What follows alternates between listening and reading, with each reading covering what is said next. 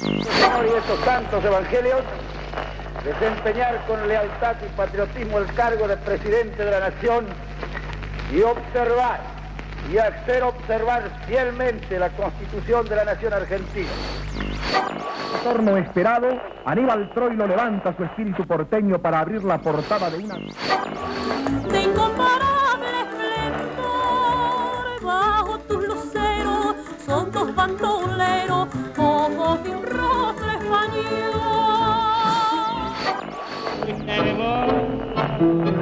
Yo con tus alas de rosa te vi volar mariposa y después ya el hijo del espartero lo quieren meter a fraile. Lo quieren meter a fraile y al hijo del espartero, ole, ole, ole, ole. Al hijo del espartero lo quieren meter a pobre ladrillo viejo junto a mí. Piloto no es apomar, no es impermeable, le puedo hacer. Ahora entrada al cielo, desde su voz conquistar a la gran masa del pueblo, combatiendo al café. Nunca más volvió, nunca más lo vi, nunca más su voz nombró mi nombre junto a mí. ¿Quién es usted? Soy chiquita. ¿Chiquito? Entonces, hoy es tu día franco. Soy el zorro, zorrito. Para mayores y pequeñitos. Soy el zorro, señoras, señores. Venid amores, voy a empezar. Esta noche que hay baila en el rancho de la camilla, llámame de sobrepaso tan guiadito a bailar. Recuerda mi dulce amor, junto al lago azul de Panarí. Para siempre mi amor te espera, Juliatarí.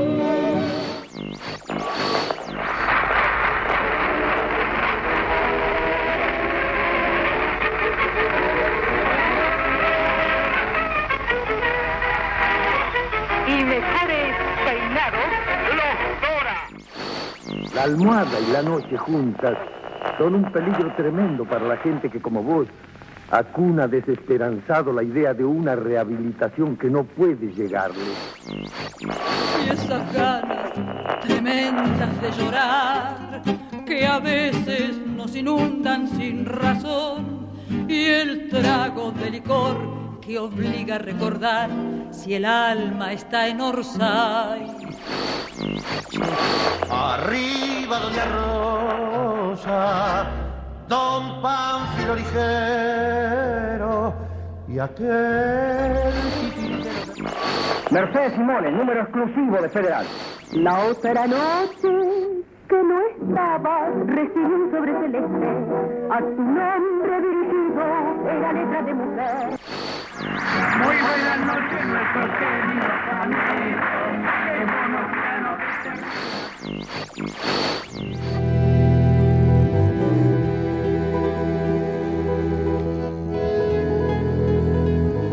El 16 de junio de 1955, un grupo de pilotos en 40 aviones, en su mayoría de la Escuadra Aeronaval, bombardearon Plaza de Mayo y sus alrededores. Arrojaron 10 toneladas de bombas y ametrallaron calles y edificios, provocando cientos de víctimas, la mayoría trabajadores, niños y transeúntes comunes. Nunca se conocieron cifras precisas de víctimas. Las más exactas dicen de 400 muertos y más de 2.000 heridos, muchos de ellos mutilados y discapacitados permanentes. Los pilotos, al salir de sus bases, tenían una orden: maten a Perón. Es importante hacer una reflexión, que todos los argentinos hagamos una reflexión. Este fue el atentado terrorista más grande que se sufrió en Argentina, donde estuvieron de cómplices la Iglesia, todos los partidos políticos. No hubo ninguna condena por los muertos que quedaron ahí. Y fue lamentable de que hayan recibido a todos sus asesinos como héroes. Nunca hubo no digo un castigo, una nota, espero que la hagan ustedes, una nota de quiénes fueron los que mataron. Nadie condenó los acontecimientos en que murieron tantos inocentes. Eso es tan doloroso.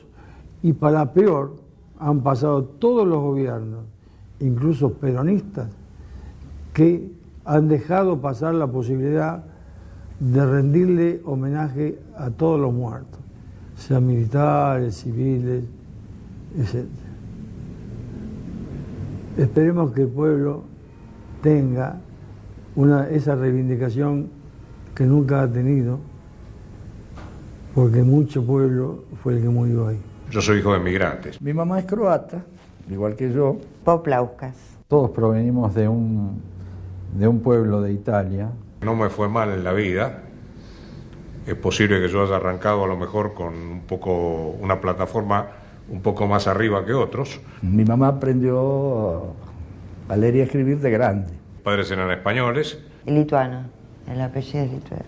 Me escribe unas palabras en croata y me llama de una manera que no me llama nadie, o sea, solamente mi mamá conoce el término. Por tradición, en cada una de las generaciones nuestras hay un Leonardo. Entonces ahí creí que mi mamá estaba bien. Este tío fallecido era Leonardo III, yo soy Leonardo IV y vamos por Leonardo VII ya. Quedé yo sola de los Poplauskas. A mediados de la década del 50, el presidente Juan Domingo Perón enfrenta una serie de conflictos políticos derivados de un enfrentamiento de clase. La irrupción en la historia de los trabajadores, después de los sucesos del 17 de octubre de 1945, y su afán de protagonismo en los destinos nacionales, fueron los verdaderos motivos de los trágicos días de junio. El nacionalismo católico, un sector del radicalismo y el socialismo son la cara visible de la oposición conspiradora. A Perón se lo acusaba de tirano, antidemocrático y de estar rodeado de una corte de aduladores y burócratas. A pesar de no vivir ya la gloria de su primer gobierno, la Argentina gozaba de un estándar de vida nivelado con los países más desarrollados de Occidente. El 48% de la renta general de la nación era repartida en la clase trabajadora. La salud y la educación estaban garantizados por el Estado. Las industrias culturales tales como el cine, el teatro y la música popular eran de consumo masivo. Nos autoabastecíamos de energía, fabricábamos autos y camiones. El gas, el petróleo, los ferrocarriles, la marina mercante, el correo y las aerolíneas eran del Estado argentino. La división social era evidente y muy clara. Peronistas y antiperonistas. Me sentía responsable. ¿Qué le digo a los padres? Porque yo tenía contacto con los padres de ellos. Una vez vino la madre de arriba y me dijo, usted es inteligente. Bueno, ¿cómo una persona inteligente puede ser peronista? Era de clase alta. Ese día estrenaba un sobre todo nuevo que había comprado en los 49 auténticos. Y iba orgulloso con mi sobre todo. Tomé el trolebús en la esquina y llegué al ministerio. Subimos, casi siempre hacíamos bromas con el ascensorista porque eran gemelos los ascensoristas y nunca supimos quién era uno y quién era el otro. Llegamos a la oficina, nos acomodamos y empezamos nuestra tarea de todos los días. Era un día frío, gris. Y al llegar al ministerio estábamos un poco alborotados todos los compañeros, que éramos muchos, éramos más de 40 en esa oficina tan grande. Estábamos alborotados esperando de que íbamos a ver los aviones que iban a hacer el desagravio a la bandera que habían quemado, no sé si unos ciudadanos americanos, ingleses, no recuerdo bien. Y mirábamos atentos al Río de la Plata, que la ventana nuestra daban hacia ese lado. Fue uno de esos episodios que me quedaron marcados de por vida, por lo cual mi recuerdo aparece muy reciente. podría relatar los hechos como si hubieran ocurrido hace apenas un mes, y sin embargo pasaron 50 años. Yo era teniente coronel y prestaba servicios en la Dirección General de Estadística Militar. Yo era estudiante y en la Escuela Industrial Otto Kraus, en la avenida Paseo Colón. Bueno, casualmente habíamos ido con mi madre a hacer unos trámites al Ministerio de Trabajo y al regreso veníamos caminando por la acera de Paseo Colón, vimos descender un helicóptero en el Ministerio del Interior. Tenía 5 años cuando falleció mi papá en la Revolución del 55. El general me dice, lleve este expediente secreto, entréguelo al ministerio. Ya por radio se escuchaba que la situación no estaba muy buena en el país. Había murmullos y rumores de que la situación política se estaba comprometiendo. No sé a quién de los que íbamos caminando se le ocurrió que tiraban flores sobre la tumba de San Martín. Y cuando estábamos cruzando vimos los aviones y yo a los 15 años le hago un comentario a mi mamá, digo, mamá, mira los aviones lo que tiran. Bueno, con gran sorpresa y susto nuestro, cuando las flores llegaron al piso explotaron. Mi mamá simplemente dijo bombas. Y cuando llego al ministerio había en la puerta un grupo de personas que comentaban en voz alta que había algo importante y que no se podía entrar. Y alguien me dijo, se sublevó la Marina. Y yo seguí caminando, fui hasta el Banco de la Nación que está en Plaza de Mayo, porque tenía ahí una caja de ahorro, no había nada, y me fui caminando por Leandro Alén hacia la calle, hacia Corrientes para tomar el subterráneo, porque yo tomaba el subterráneo para irme a casa.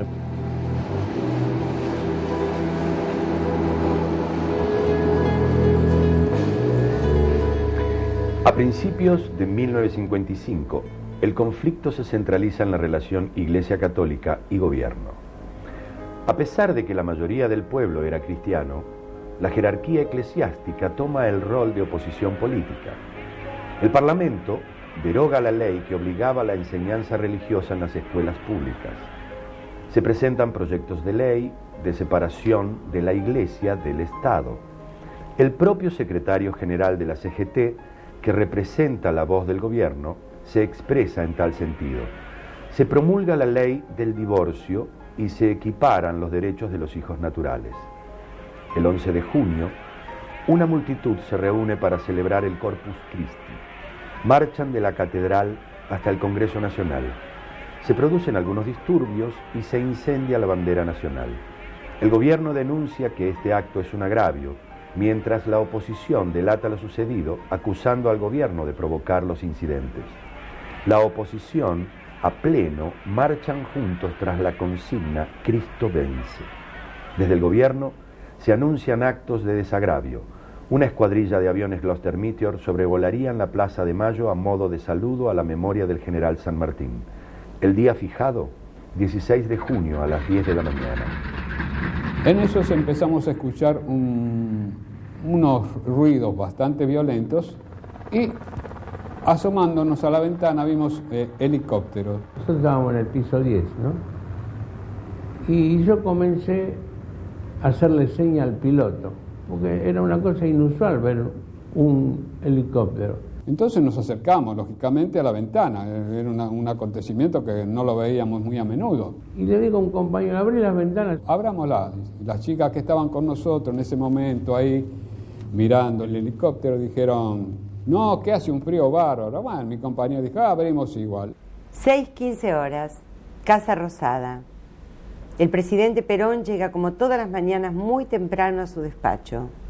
Es inmediatamente informado de la situación. Se teme un alzamiento de la Armada.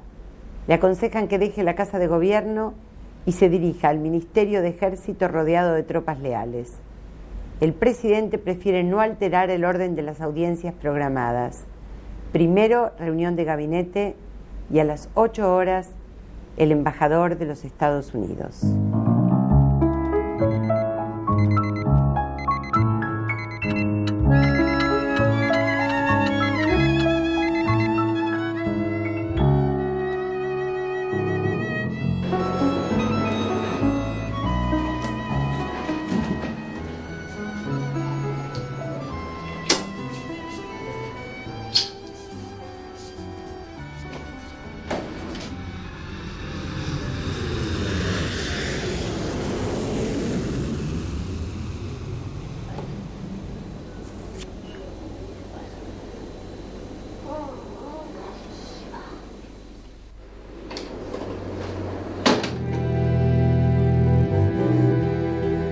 La sublevación en ciernes estaba inspirada por sectores de la oficialidad, fundamentalmente de la Fuerza Aeronaval y el mismo ministro de Marina, Aníbal Olivieri.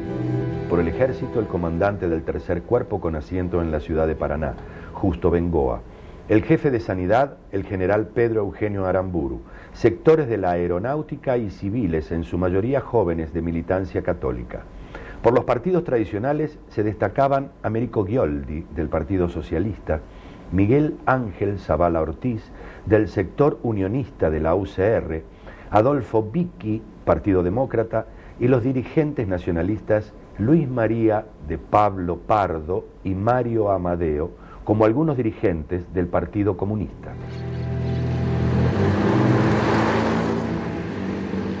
Ocho horas. Base Aeronaval de Punta Indio, provincia de Buenos Aires.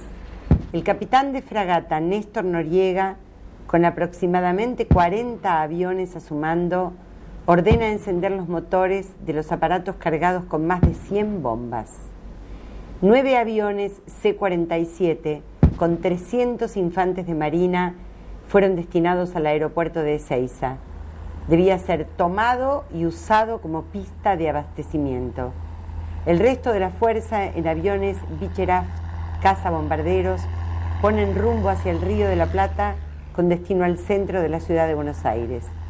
Muchos de los aviones tenían una inscripción en su fuselaje: Cristo vence.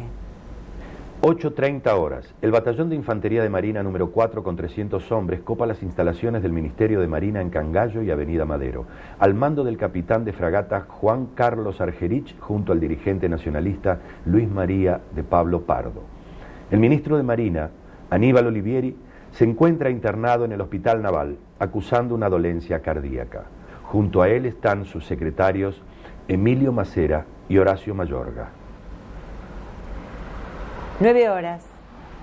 Comandos civiles se reúnen en distintos puntos de la ciudad y se dirigen, armados, al centro. Se desplegarían en las azoteas de las adyacencias de Plaza de Mayo como francotiradores algunos y otros dispuestos a tomar la Casa de Gobierno una vez producido el bombardeo. En la Facultad de Derecho se distribuyen armas entre estudiantes y abogados recién recibidos. Los bares de la Avenida Santa Fe son improvisados lugares de encuentro. Desde ahí saldrían para tomar las radios y los edificios públicos.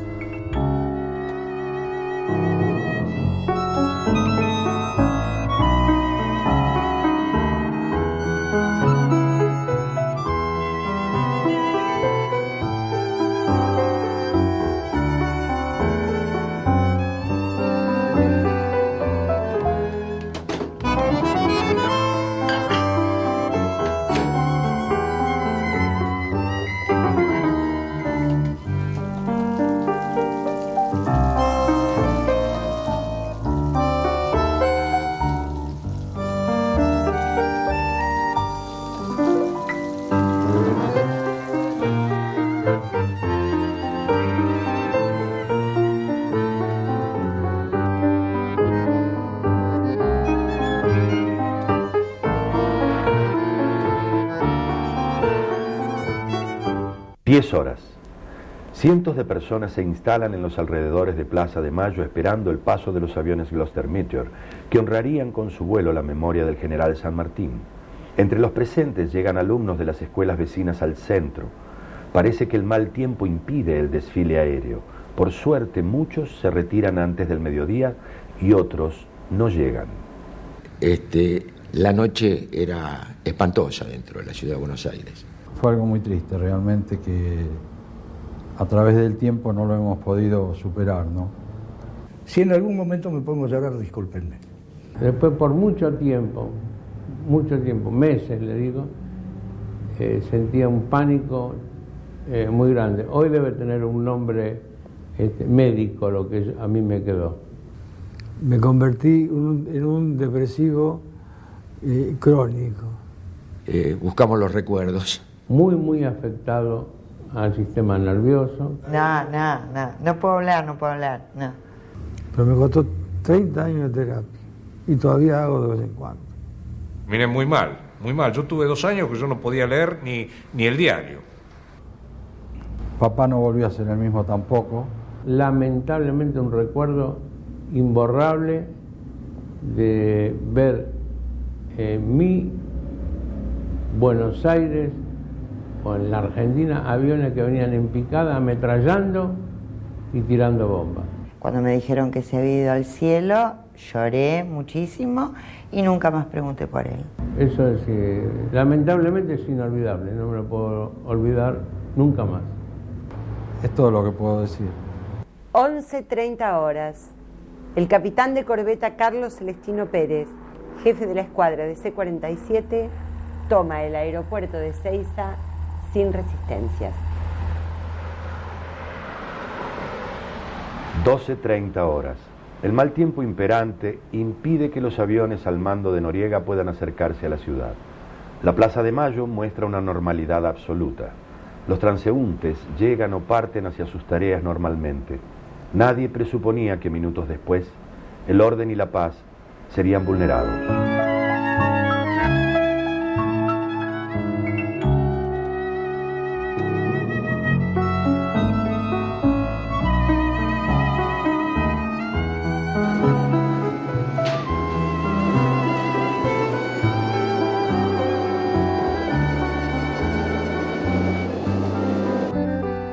$12:40.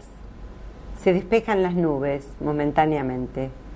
A bordo de su avión caza Beechcraft, Noriega ordena al resto de la escuadrilla que lo siga.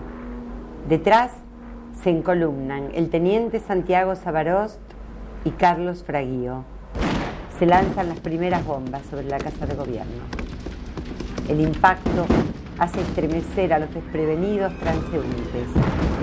Los aviones vuelan de norte a sur, descargando todo su arsenal. Se empiezan a ver las primeras víctimas tiradas en la calle. Cuerpos mutilados por doquier. Muchos a la salida del subterráneo que une Plaza de Mayo con Primera Junta. Los sobrevivientes atinan a refugiarse donde pueden. La Avenida de Mayo es ametrallada desde 6 cuadras antes de la plaza, imponiendo el terror entre la población civil. Por la avenida Diagonal Norte se puede ver a un aparato en vuelo rasante ametrallando el pavimento, impactando en autos estacionados y matando a una multitud que no podía dar crédito a lo que estaban viviendo. El ulular de las sirenas de las ambulancias comienza a mezclarse con el rugir de los motores de los aviones en picada sobre el centro de Buenos Aires. En apenas minutos caen más de 30 bombas de 100 kilogramos. Me doy vuelta porque me pareció que había algo raro y en eso cae la primera bomba que estalló justamente en la bajada de Hipólito Yrigoyen y Paseo Colón. El primer estallido. Fue un estruendo tan terrible al decir, mirá que tiran. Explotaron todos los vidrios, tanto de la ventana que daban a Paseo Colón como interno, porque las oficinas estaban divididas por vidrio. Y bueno, cuando explotaron las primeras bombas fueron las que nos hirieron. No quedó un vidrio parado. La gente corría para todos lados. Gritaban, no sabían qué hacer. Y nos agarró muchísimo miedo. Y decidimos salir. Corrimos. Entonces yo, en lugar de escapar como mucho... Ahí seguía el bombardeo, los tiros, la gente que caía montones por las calles ensangrentadas. Corrimos hasta la avenida Belgrano. Vi que la gente no sabía qué hacer y se me ocurrió meterlas debajo de las arcadas para que se cuidaran. Estaba cerca de Plaza de Mayo, medio metro de Plaza de Mayo, todo eso. Y me encontré con algunos señores que no sabían qué hacer. Mi teniente coronel, ¿qué hacemos? El miedo que uno tenía, el pánico que tenía encima uno, tírense al suelo porque nos van a matar a todos. Y bueno, llegaron las ambulancias y salimos. Así que deambulé por ahí, por las calles, igual la gente corría de un lado para el otro, desesperado, recogiendo heridos. Y en el momento que salimos a mí me llamó mucho la atención el trole que estaba, que nos salvó la vida, supongo yo. Y encontramos el trole, vimos el trole que estaba quemando, la gente muerta y mucha gente tirada. Era una montañita de no más de 60 centímetros de alto, de hierros retorcidos. Lo que vi fue terrible y va a quedar en mi retina para toda la vida. 12:45 horas. Se abre fuego desde el Ministerio de Marina hacia la Casa de Gobierno. La playa de estacionamiento del Automóvil Club Argentino se convierte en virtual campo de batalla. Se ven caer víctimas inocentes que trabajan en el lugar. El regimiento de granaderos a caballo, apostado en la Casa de Gobierno, repele la agresión abriendo fuego contra los infantes de marina sublevados. Soy sargento Rábanos, pertenecía a la 5ª compañía del Regimiento Motorizado Buenos Aires. Más bien dicho, el glorioso Regimiento Motorizado Buenos Aires, que fue que sofocó la subversión del 16 de junio, que fue que tomó el Ministerio de Marina. Estoy acompañado por Vila, sé los apellidos y no los nombres, Vila, Colonna, Marciafava, Corsani y Mastroianni. Voy a contar los acontecimientos como lo vimos. Nosotros a las 12 y no sé cuánto, bueno, nos tocaron la campana en el Regimiento Motorizado Buenos Aires y salió el regimiento, no sé a qué hora habrá llegado acá, desde el regimiento hasta la calle Madero. Y cuando llegamos, percibimos, pasaban 2 aviones Catalina sobre la Casa de Gobierno tirando bombas. Yo digo que el miedo hace a héroes y cobardes. No sé si fuimos héroes, pero por lo menos cobardes no. Y ahí pues, salieron todos. Yo después tuve que ir a buscar municiones al regimiento. No sé, por la calle Balcarce, Defensa, nos ametralló un Gloster Meteor. El regimiento fue tomando posiciones y empezamos a ver algo que no vimos en esta vida. 2 trolebuses con la gente seca, alguna hecha bolsa. Los chicos que habían muerto por la onda explosiva, seca, adentro de él. Y bueno, yo creo que a la noche a eso de las 7 de la tarde, escuchamos dentro del Ministerio de Marina que se había suicidado el almirante Gargiulo. Uno de los primeros que entraron fue el mayor Vicente, Pablo Vicente, y encontramos al pobre tipo, digo pobre porque estaba muerto, con una foto de los hijos, un rosario tirado contra la pared.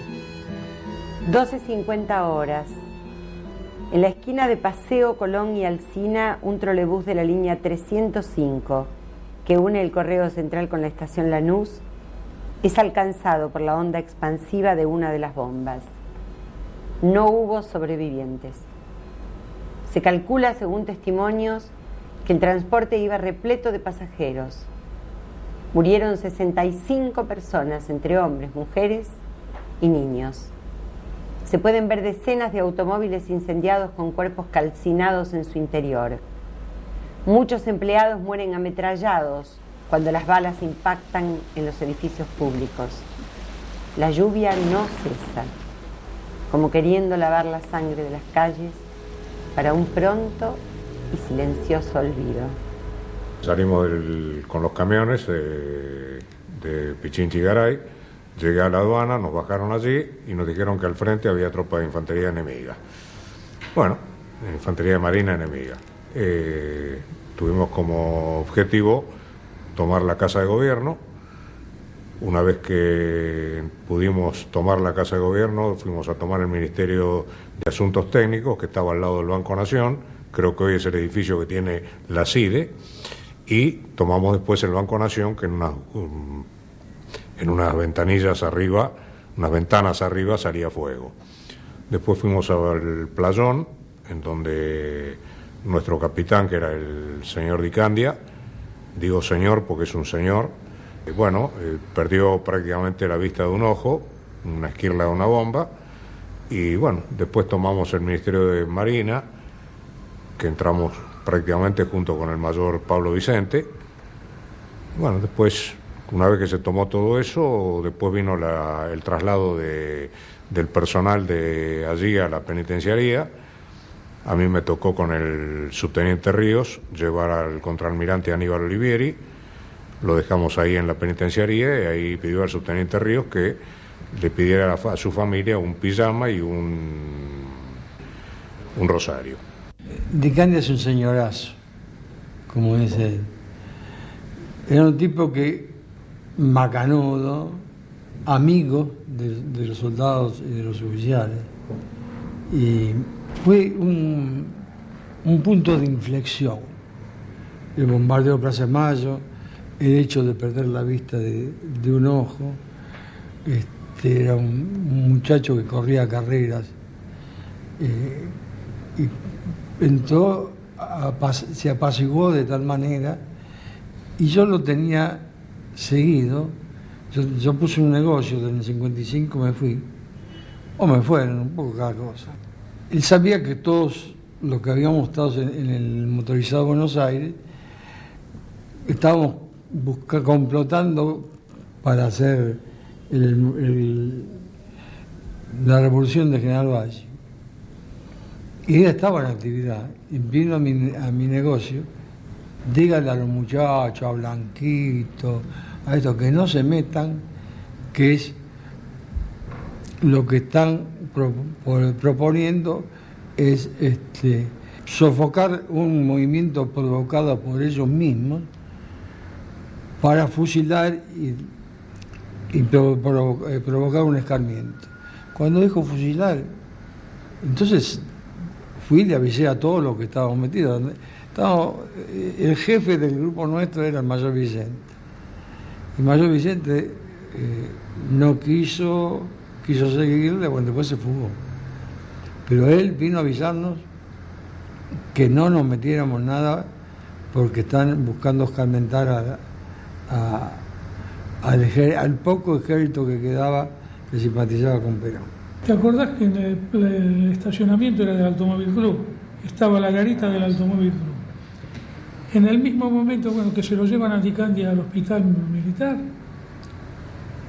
ahí donde estaba la garita del Automóvil Club había un tipo, le faltaba del tronco para abajo todo. Estaba apoyado esto en el suelo, no tenía piernas, nada. Pedía por favor que lo levantaran, que lo movieran. Y yo me acuerdo porque conmigo estaba el teniente primero Gómez. Íbamos a ir a correr, me dice, no, nos hizo quedar ahí abajo del tanque, que no fuéramos.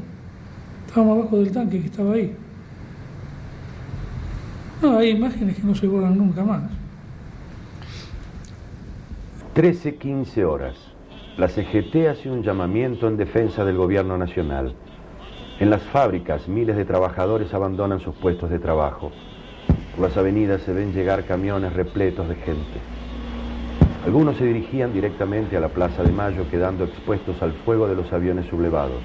En su mayoría iban con palos y herramientas de trabajo en mano. 16 de junio, día jueves, había ido a asumir como todos los jueves mi guardia en el Hospital Cosme Argerich de la Boca, sin pensar en la tragedia que se nos avecinaba pocas horas después. Hasta que llegó el mediodía. En ese mediodía recuerdo que llegó un chico con una ruptura de vaso. Fueron al cuarto piso donde estaba la sala de cirugía a proceder a operar de urgencia a este chico, y el resto de los compañeros de guardia, que en ese tiempo se llamaban los perros porque eran los que recién ingresaban a la guardia, habían ido a almorzar. Cuando de pronto ingresa un carro policial con un agente desorbitado trayendo un enfermo. Como era habitual, le pregunto en ese momento a gente qué pasa, un accidente de tránsito. Me dice, doctor, están bombardeando Plaza de Mayo. Acudí de urgencia al piso donde estaban operando. Recuerdo que le dije al doctor Sichero Ragosa, doctor, están bombardeando Plaza de Mayo. Y el doctor, que era un hombre muy serio, de ojos vivaces, de anteojos, bigotito, me contestó, García, estoy operando, ¿qué quiere que haga? Me dio directivas que me comunicara con el director del hospital, así lo hice, e inmediatamente el director acudió y se comenzó a llamar al resto de los médicos que por la hora ya se habían retirado a su domicilio. Ese momento fue el pandemonio. La cantidad de heridos que llegaban mutilados por esquirlas de bomba era realmente dramático, una experiencia inédita para alguien que como yo tenía dos meses recibido, me había recibido en el mes de abril, Y esto realmente creó un estado de confusión de tal manera que prácticamente no sabíamos qué hacer. Yo debo reconocer que nunca fui un habilidoso quirúrgico, por eso me dediqué a la pediatría. En consecuencia, yo operaba muy poco. Así que mi tarea se limitó prácticamente a ser la de un enfermero más. Subimos al piso de los practicantes que daba al norte, de lo cual tenemos una visión, y ahí comprobamos realmente un espectáculo que era apabullante.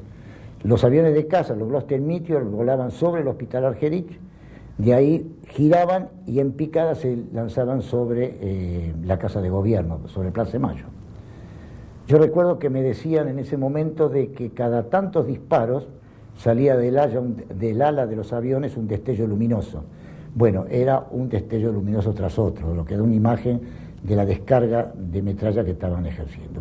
En el fondo aparecían con su andar pesado los Catalina, los bombarderos, que lanzaban unas cositas negras que cuando llegaban al suelo explotaban, eran bombas. Estamos frente al gran vidrio que tenía la pieza de practicantes que daba precisamente hacia la Plaza de Mayo, y para nosotros era un espectáculo de cine. Hacía poco había terminado la Guerra Mundial, y entonces estábamos muy acostumbrados a ver películas que nos reflejaban los bombardeos de la guerra, pero ver eso en nuestro propio país y entre hermanos nos resultaba realmente un hecho del cual no podíamos dar crédito, pero la realidad estaba ahí. Después vinieron todos los sucesos posteriores. Vimos pasar por Almirante Brown, viniendo del puente de La Boca, a los obreros que en camiones iban dando la vida por Perón armados con palos, nada más como única arma, y nosotros veíamos que a pocas cuadras de ellos el bombardeo seguramente iba a cobrar gran parte de ellos como víctimas de esto.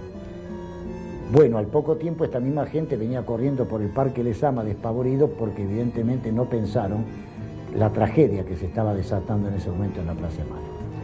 Son todos elementos muy dramáticos que, como digo, quedan grabados, la desesperación por comunicarnos con nuestras familias, con las dificultades que implicaba poder tener un acceso de líneas telefónicas para llamar por mi padre que no viniera, por mi suegro. Fueron momentos muy difíciles, indudablemente. Y a la noche el otro espectáculo que fue también grabado en mi retina, inolvidable, cuando Buenos Aires a oscuras, porque lógicamente estaba el temor de que siguieran los bombardeos, se había oscurecido todo Buenos Aires, se produjo el incendio de las iglesias. Y en ese momento hubo realmente un espectáculo dantesco que no puedo olvidar, cuando las llamas de las iglesias iluminaban un cielo oscuro, iluminaban toda la ciudad de Buenos Aires. Fueron espectáculos imborrables, una experiencia para un médico joven en ese momento que solamente puedo justificar a través de un enorme odio, que resulta difícil explicar que el odio haya sido entre argentinos. Podíamos suponer conflictos externos, bombardeos por otros países, pero un ataque entre argentinos de esta magnitud jamás hubiéramos supuesto que podía haber ocurrido. Y fíjese que estos episodios nos hicieron cambiar de pronto la visión, inclusive política, de la cosa. Nos dimos cuenta que en la lucha política la vida no valía nada, ¿verdad? Y acá tuvimos el testimonio de estos 90 muertos, todos civiles, en la morgue del Hospital Argerich, con el drama de los familiares que de noche llegaban para ver si podían reconocer algunos de los cadáveres. Y esto fue realmente un episodio muy, muy difícil de poder absorber. El trolebús 305 que hacía el recorrido desde Lanús, donde yo vivo actualmente, de la estación de Lanús llegaba al Correo.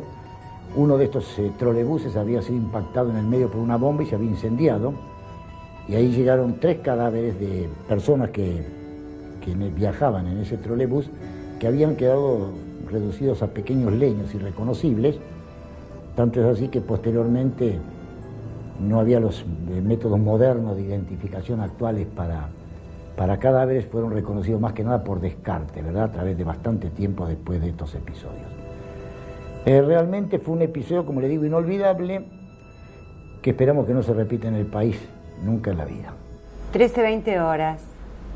Aviones North American se enfrentan con los poderosos Gloster Meteor de la aeronáutica hasta el momento leales al gobierno constitucional.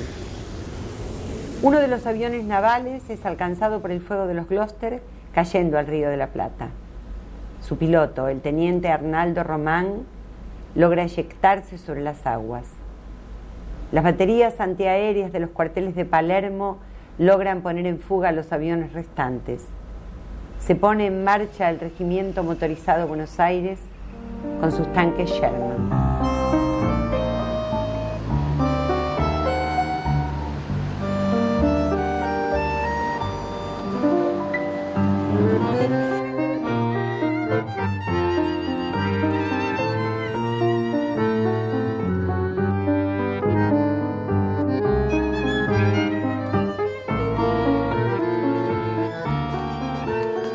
(13:30). 4 aviones Gloster Meteor leales al gobierno bombardean los hangares de Ezeiza, destruyendo un C-47 al mando del capitán Enrique García Mansilla. El avión se incendió en la pista, impidiendo el decolaje de otros allí apostados. Cada uno vivimos una historia distinta en ese momento. A mí inclusive me habían dado por muerto porque estaba desaparecido. Yo con un cabo del regimiento y otro soldado más, Jiménez, esa noche nos daban por muertos porque no sé por dónde estuvimos, perdidos. Yo tenía en ese momento a cargo, por ser furriel motorista y como no tenía mucho movimiento, un camión semioruga. En el camión semioruga generalmente trae una base para implementar, poner una ametralladora antiaérea. El sargento Rábano, inclusive, que hizo la historia, dice, faltaba Marcia Fava y faltaba Jiménez. Están muertos. Y aparecimos, gracias a Dios, y hoy la podemos estar contando, ¿no? Me encontré con un muchacho amigo mío, vecino, que trabajaba en la Fundación Eva Perón con una ambulancia. Entonces yo le dije, mira, no le digas nada a mi papá porque si no se va a asustar.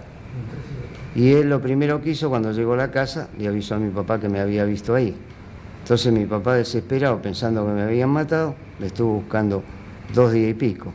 Pero claro, como había problemas hasta que no se pasó lista en los hospitales, los heridos, los muertos, los desaparecidos, entonces no supieron noticias mías. Mientras se avanzaba sobre el Ministerio de Marina, piden que el camión semioruga se haga presente para montar la antiaérea e ir adelante del ministerio. Lamentablemente, con todo el lío que había, como anécdota risueña, es que me olvidé el camión en el regimiento. Nos fuimos hasta el Ministerio de Ejército y fuimos al piso 3 y ahí estaba el señor ministro y estaba el presidente. Y entonces el general Perón se dijo, yo voy a hablar al pueblo, y se sentó ahí, todos generales y yo teniente coronel. Y de pronto, ya oscurecía, apareció un avión extraño que no se sabe de dónde venía y le tiraron con munición luminosa perforante. Y por delante de la ventana pasó una ráfaga de ametralladora luminosa. Fue un desparramo, ¿no es cierto? No se concientizó a la gente de lo que había sucedido.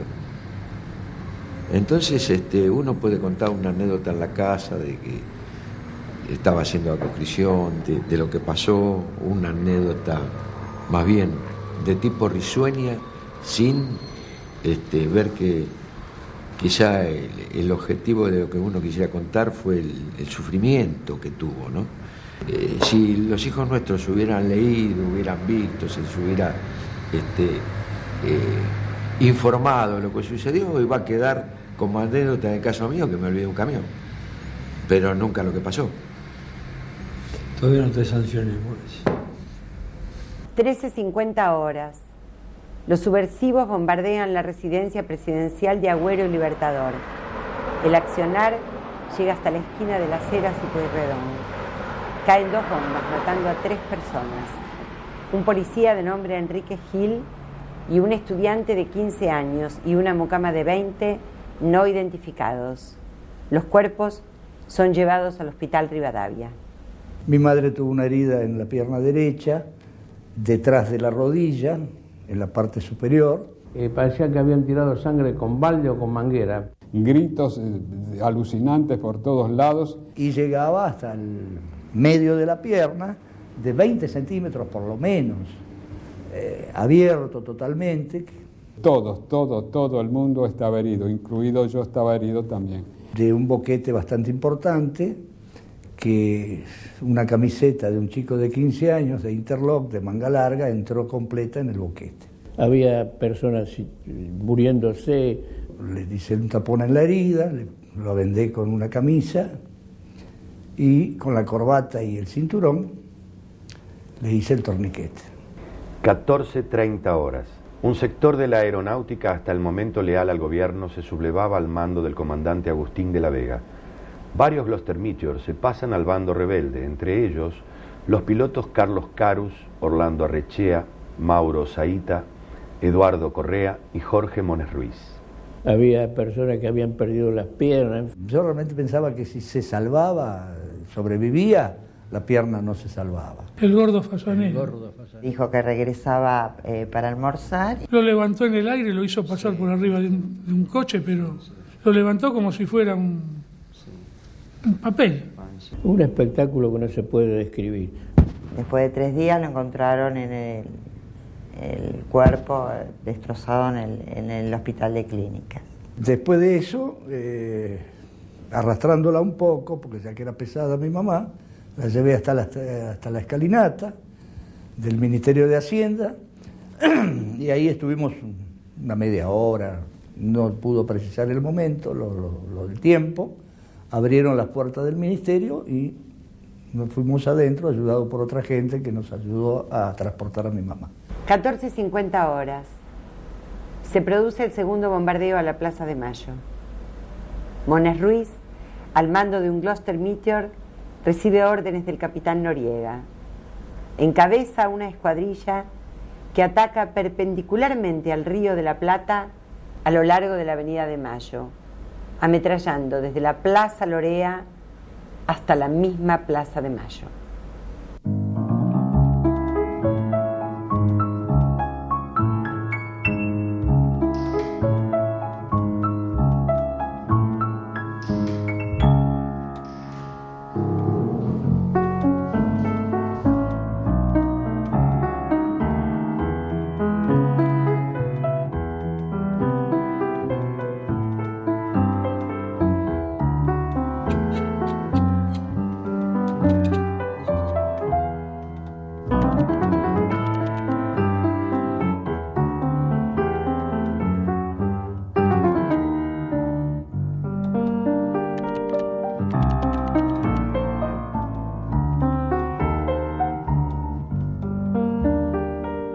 Horas. El general Franklin Lucero, ministro de Ejército, después de rodear el edificio del Ministerio de Marina con cañones de 80 milímetros, logra que desde su interior se muestre una bandera blanca en clara rendición. El capitán Argerich está dispuesto a entregarse. Los generales de Ejército Wright y Valle se encaminan junto a una brigada de ejército seguidos de un grupo numeroso de civiles. De pronto se vuelven a escuchar nuevos bombardeos a la Casa de Gobierno, acción que hace que se repliegue la bandera blanca y abran fuego contra los que iban a tomar el edificio. En la escaramuza caen numerosos heridos y varios muertos, en su mayoría civiles desarmados. El papá de mi papá, mi abuelo, a los 6 meses falleció después de la muerte de su hijo porque no lo pudo sobrellevar. Yo eso no lo viví, sé que a mí me llevaron a otra casa, sé que para mi madre fue toda una pesadilla y bueno, fueron entre familiares y amigos buscando de hospital en hospital a ver si podían encontrarlo, con la esperanza de encontrarlo con vida, ¿no? Por supuesto. Sí, con mi abuela sí, hablaba de mi padre, pero bueno, no de su muerte ni de esto lo que hablaba. Mi abuela me contaba cosas, pero ella lo sobrellevó bastante bien. A pesar de que, bueno, los dos habían pasado una guerra, tanto mi abuela y mi abuelo, pero bueno, ella fue fuerte, demasiado fuerte. Pero no sé, con muchos detalles, no lo sé. Mamá no quedó muy bien, volvió a casarse, pero bueno, pienso que el amor de su vida siempre fue mi padre. Y también falleció muy joven mi mamá. A los 50 años falleció. Y no tengo a quién preguntarle por mi papá. 15 horas. Bombardean a discreción el centro de Buenos Aires. A la Casa de Gobierno se le suman el Ministerio de Ejército, el Ministerio de Hacienda, el Banco Hipotecario, el Departamento Central de la Policía Federal y la sede de la Confederación General del Trabajo. Por a raíz de eso después me retiraron, porque cuando cayó Perón salieron fotografías en diarios, sobre todo en el diario inglés, ¿no? Norteamericano, no sé, y estoy fotografiado escondido detrás de una de las columnas del paseo de ahí de la calle Leandro Alén, mirando y tratando de que no maten a algunos tipos. Yo los tiré y los puse por el suelo, etcétera, etcétera, y abajo decía: oficial del ejército con civiles armados combatiendo contra los rebeldes del Ministerio de Marina. Y fue bueno, cuando cayó Perón, esa fotografía, así que estuvo combatiendo contra nosotros. Y no es así. En la fotografía se ve que en vez de combatir nos estaban tirando, ¿no es así? Y no teníamos armas. ¿Cómo podemos combatir sin armas? Pero no hubo nada que hacer. Me retiraron nomás. Me retiraron por eso. 15:45 horas. A pesar del tremendo sacudón que significó bombardear Buenos Aires, los sediciosos no logran poner a todas las Fuerzas Armadas de su lado. En comunicación radial, el capitán Noriega sugiere a sus compañeros dar por terminada la sublevación y huir a Montevideo. 16 horas. En la avenida General Paz, el pueblo, en la calle, detiene el transporte público y hace bajar al pasaje, interrumpiendo la circulación para el desplazamiento de las tropas sublevadas. Enterados de esos acontecimientos, los sediciosos bombardean el gasómetro de Avenida General Paz y Avenida de los Constituyentes. Las bombas arrojadas no estallaron. De haberlo hecho, las víctimas se hubiesen contado de a miles. Mis nietos, que tengo 7, una de 17 y una de 4 meses, uno de 4 meses, saben todo al dedillo. Tal vez así que un nieto de 5 años le fue a decir a su maestra que el abuelo les tiraban a los aviones que manejaban los malos, cuando tenía 5 años. Y la vez pasada, veniendo por acá, que venía con 3 nietos que mi señora los llevaba al Colón, quise ver lo que había en el Ministerio de Economía, que todavía están las marcas para ver si hay una placa o algo. Hay una placa tan insulsa que me dio bronca, y si hubiera sido más joven capaz que me ponía a arrancar. Nada, hasta los peronistas han ignorado esto. 16:30 horas. El teniente Carlos Carus aterriza en Ezeiza y le comunica al capitán Carlos Celestino Pérez que la asonada ha fracasado. Deciden huir a Montevideo en un aparato C-47. El resto de los pilotos debían cargar nuevamente bombas y arrojarlas antes del escape final. Entre los que huyen se encuentra Miguel Ángel Zavala Ortiz, único civil en el pasaje. Detrás de la Casa de Gobierno, entonces había una parada de colectivos, que creo recordar que era el 105, y había ahí un hilo de ametralladoras que tiraban para la Casa de Gobierno, y por ahí pasamos nosotros. Dios nos salvó la vida.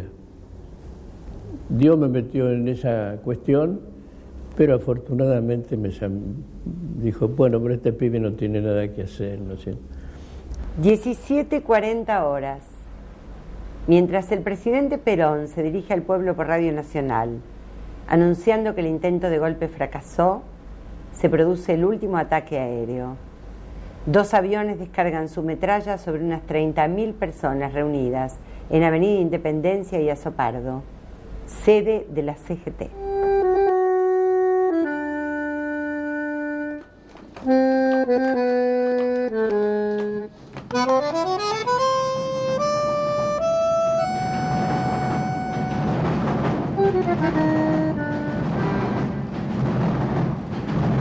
...17:40 hora de Roma. En la vidriera del Osservatore Romano, el diario del Vaticano, un empleado arma la cartelera de exhibición de noticias internacionales. En una de ellas se puede leer la Iglesia Católica excomulgó al presidente argentino Juan Perón. Cuando se daba a conocer esta noticia, en Buenos Aires eran las 12:40, momento en que comenzaba el bombardeo sobre la ciudad. 17:45 horas. Se produce la capitulación de los sublevados. Se entregan los contraalmirantes Toranzo Calderón, Olivieri y Gargiulo. Este último se suicida de un tiro en la cabeza. Los generales Sosa Molina y Juan José Valle se hacen cargo de la situación. La sedición ha terminado. Una multitud se encuentra en los alrededores del Ministerio de Marina con el propósito de hacer justicia por sus propias manos. El ejército debe rodear el edificio para impedir disturbios.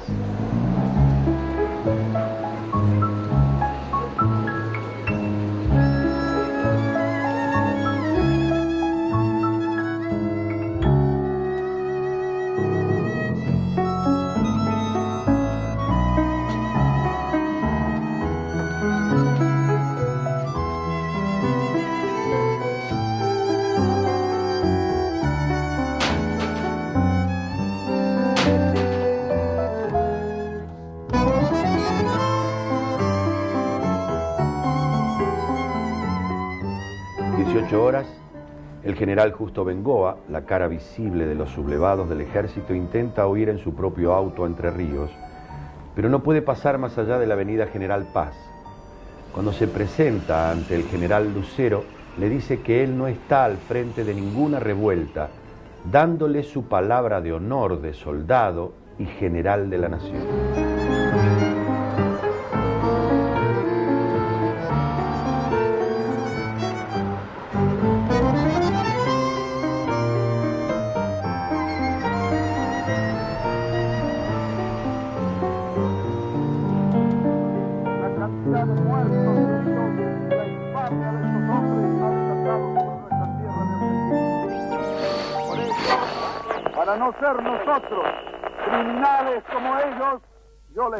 18:30 horas. Llegan al Uruguay 122 oficiales en 39 aviones. Al arribar, son recibidos por el joven capitán Guillermo Suárez Mason. Los jefes de las escuadrillas al día siguiente fueron recibidos por el presidente del Uruguay, Luis Batlle Berres. Alta en el cielo, un águila guerrera, audaz eleva en vuelo triunfal, azul un ala del color del cielo, azul un ala del color del mar, así en el alta aurora irradial, punta de flecha, el áureo rojo imita, forma estela, el purpurado cuello, el ala es paño, el águila es bandera, es la bandera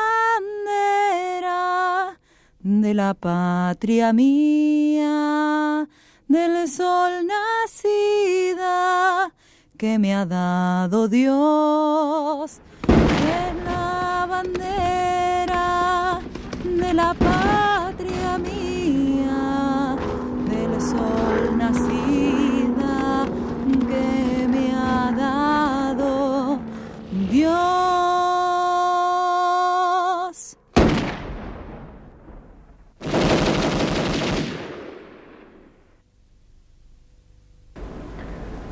19 horas.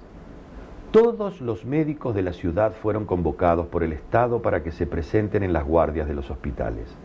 De la asistencia pública de la calle Esmeralda y Rivadavia se derivan cientos de heridos a los nosocomios de mayor complejidad. A estas horas se suministran las primeras nóminas de muertos. Suman 172. Entre estos, 23 NN. Los hospitales afectados son el Argerich, Rawson, Clínicas, Alemán, Fernández, Ramos Mejía, Álvarez, Durán, pirovano, Rivadavia, italiano y español. Yo recuerdo de que llegó la hermana de Borlenghi, que había sido ministro del general Juan Domingo Perón. La hermana de Borlenghi llegó con una herida profundísima producida por una esquirla de bomba, le había amputado la pierna izquierda y parte de la cadera. Fue llevada al quirófano con urgencia, pero no se llegó a tiempo. En un shock por la enorme lesión que tenía, falleció antes de poder ser operada. Gente con la mano destrozada. Vimos otro, cuando entramos al ministerio se ve que habían entrado a varios heridos, uno totalmente abierto, destripado con las tripas al aire, diciendo, Yo veía eso y realmente decía, bueno, lo de mi mamá no es tan grave. Recuerdo que un hombre de mediana edad, y esto lo tengo presente porque lo atendí yo cuando llegó a la guardia, vino corriendo desde Plaza de Mayo hasta el hospital. Cuando le pregunto qué le pasaba, me mostró el pie. Tenía una herida de bala de ametralladora de un avión que le había perforado totalmente el pie. Había penetrado por el dorso y había salido por la planta. Pero este hombre, con el terror que le provocaba ver los aviones que se lanzaban sobre el Plaza de Mayo, atinó a correr hasta el hospital sin darse cuenta o sin sentir el tremendo dolor que sin duda le estaba provocando esta herida.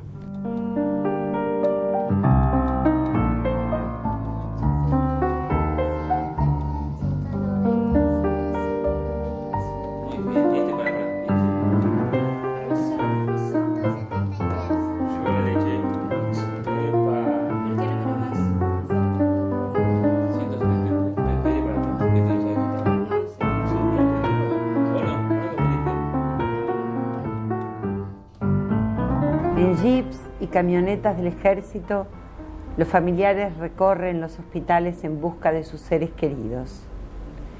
A esta hora ya suman más de 2.000 los heridos, varios centenares en estado gravísimo. Médicos, enfermeras y choferes trabajan toda la noche sin parar un instante.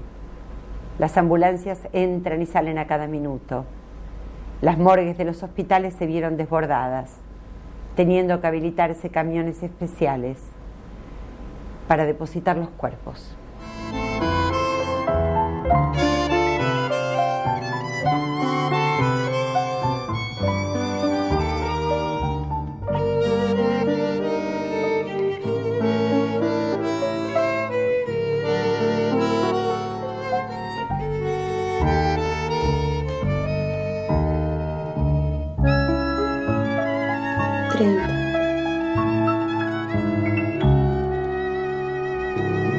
Sí. 19:30 horas. Comienza la tarea de desactivar las bombas que no estallaron. De más de 100 arrojadas sobre la ciudad, detonaron la mitad. De haber estallado todas, los muertos y heridos, obviamente, se hubiesen multiplicado. 20:30 horas.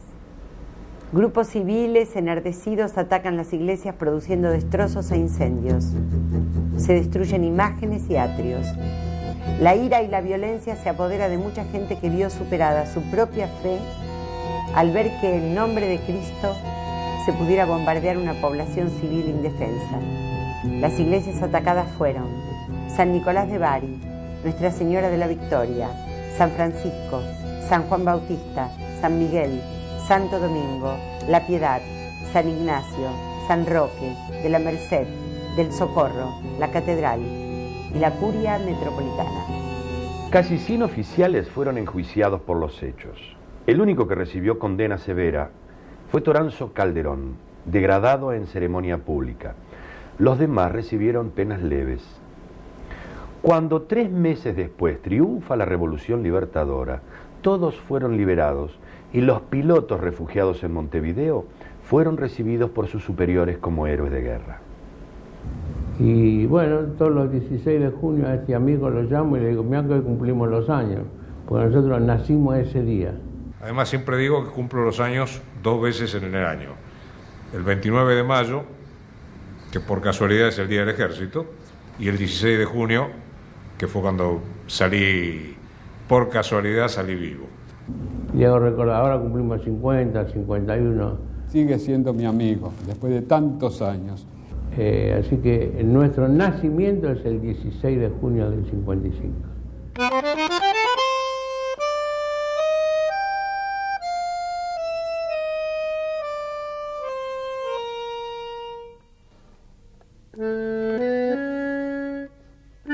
Vamos a cantar el himno nacional, recordando a los mártires que cayeron el 16 de junio.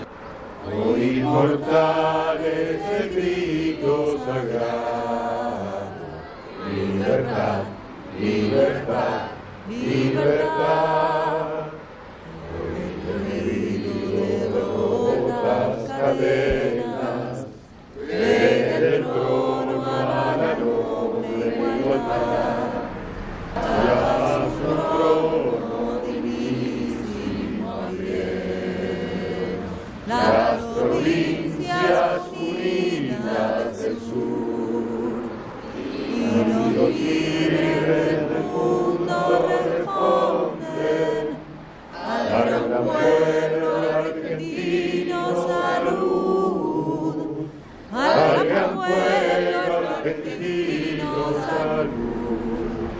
Y los libres del mundo responden al gran pueblo argentino salud.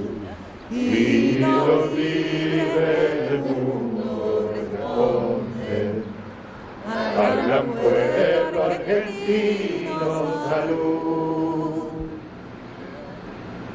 Sean eternos los laureles que supimos conseguir, que supimos conseguir, coronados de gloria y paz. Oh, juremos con gloria a morir, oh, juremos con gloria a morir, oh, juremos con gloria a morir.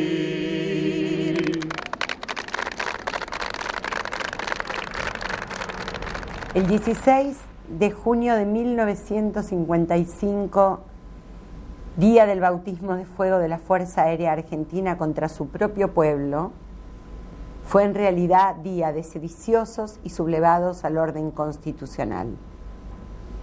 Las bombas que masacraron hombres, mujeres y niños estaban destinadas a matar un proyecto de nación que no podían tolerar.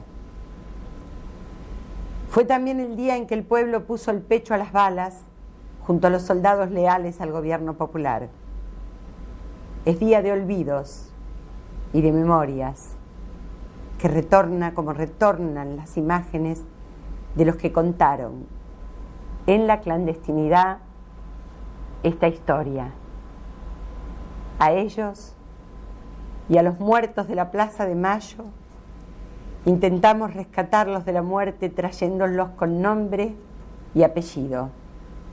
En verdad, fueron muchos más que el paso del tiempo, la censura y la impunidad nos impidieron encontrar.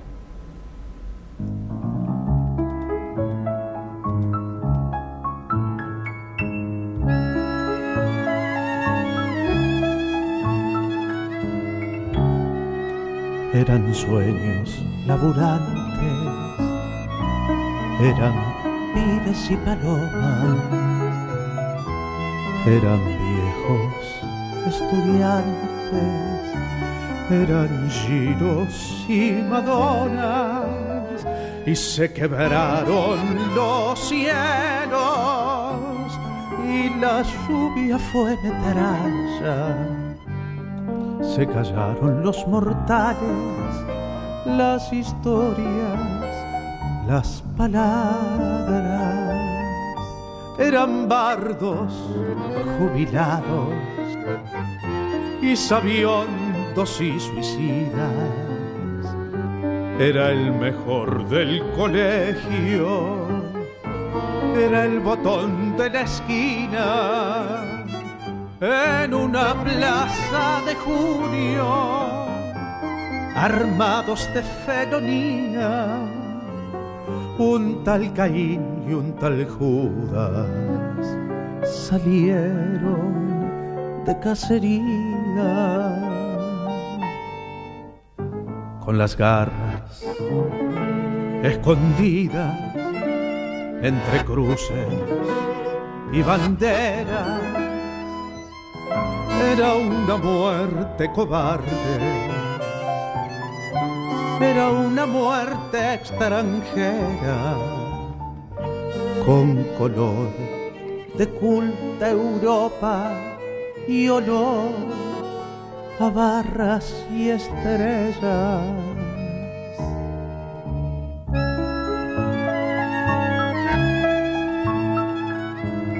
Se murieron sin saberlo, los mataron sin motivo y los mataron 2 veces al sepultarlos de olvido. No les dejaron ni un rezo, ni un ramito de poesía. No los recuerdan leyendas, no les cantan letanías. Y los pájaros rapaces celebraron su epopeya como festeja un canalla alardeando su vileza, y corrieron a ocultarse entre vaquitas ajenas. Qué vergüenza para Artigas, para Oribe y La Valleja. Pobre Dios, qué triste pena, si hasta el diablo lloraría. Volaban bajo los buitres, viajaban lejos las vidas. El norte sacaba cuentas, la culta Europa reía.